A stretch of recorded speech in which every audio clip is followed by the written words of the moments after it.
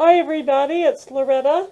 It may still be October, however, I need to make some Christmas cards for the upcoming craft club meeting where we're making ornaments to be given out the 1st of December to our hospice patients. That's a lot of cards.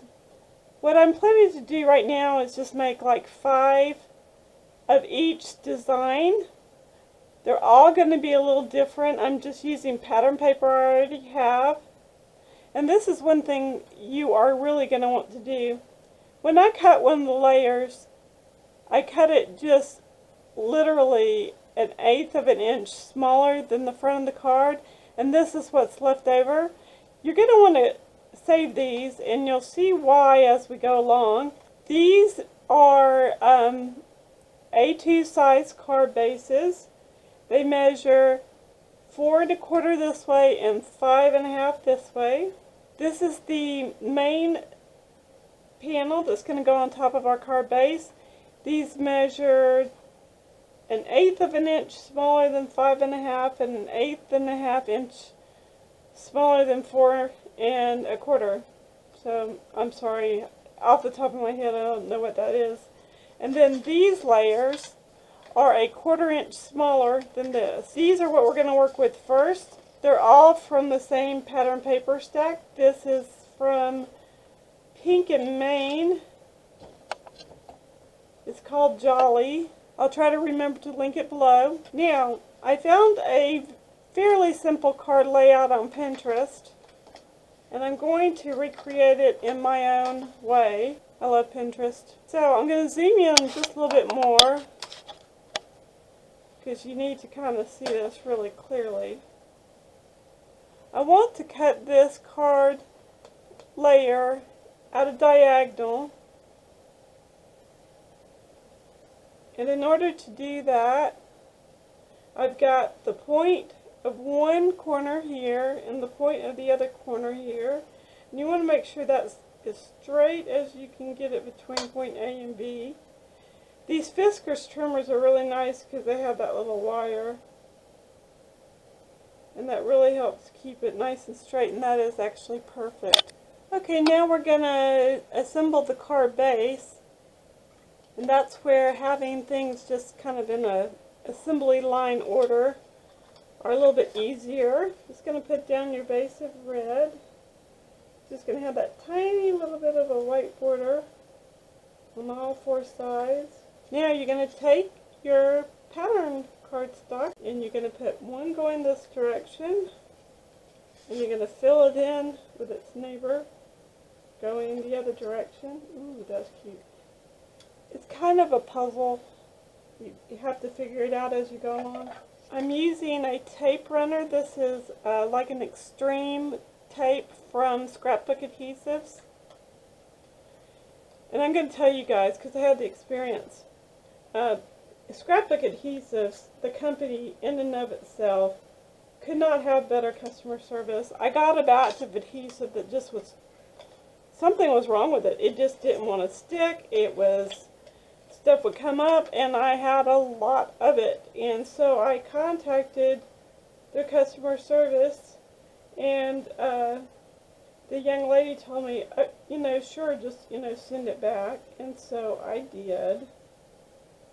And I was really, really pleased. So, just going to fiddle with this and get it nice and straight. Now this is where this little strip comes in right here, because it will bridge the gap. It offers a little bit more interest to your card without a lot of bulk, which is really great.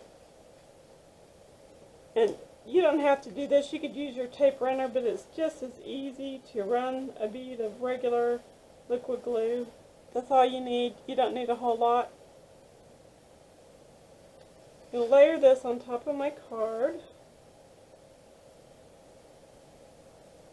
I'm going to go over the edge. I'm going to clip that off with scissors in just a moment. Best way to do it is just flip it upside down and trim it up.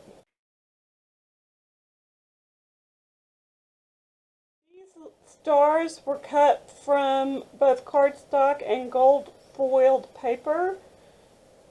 Had them both in my collection. The die is from Doris. I will try to find a link for it. I bought mine, I think, at AC Moore probably 5 or 10 years ago. I've had these forever, so I'm just going to decide if I want a sparkly star and then a little star, the sparkles, or if I want them both sparkly. Oh, I like this. So that's what it looks like so far. I decided to change out the star. So I have the glitter star down now, and I'm going to put a snowflake on top of it. I just like the idea better. We'll find out together if it works out. Okay, so I have this Christmas stamp set. I bought it from Michael's. It's Recollections. It was either buy one get one free or 40% off. Don't remember. Use your coupon. Much less expensive. Like this Christmas Wishes stamp. This would be fabulous to heat and emboss. However, I have 100 of them to make. If you were going to heat emboss this, you would just use an anti-static tool.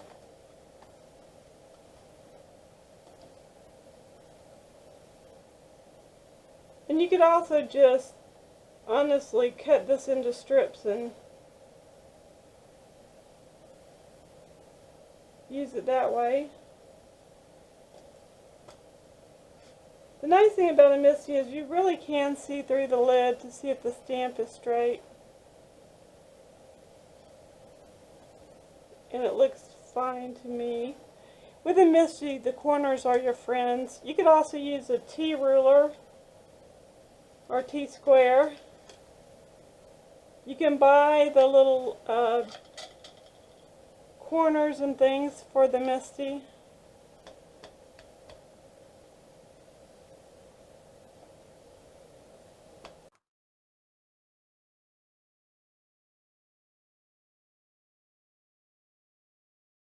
For about 5 seconds.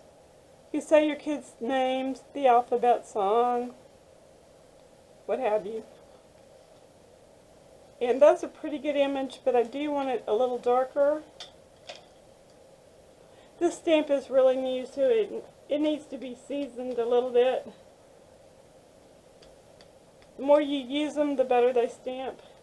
These newer photo polymer stamps are just fabulous. And you don't need to CPR it. I've shown you this before, just hold it.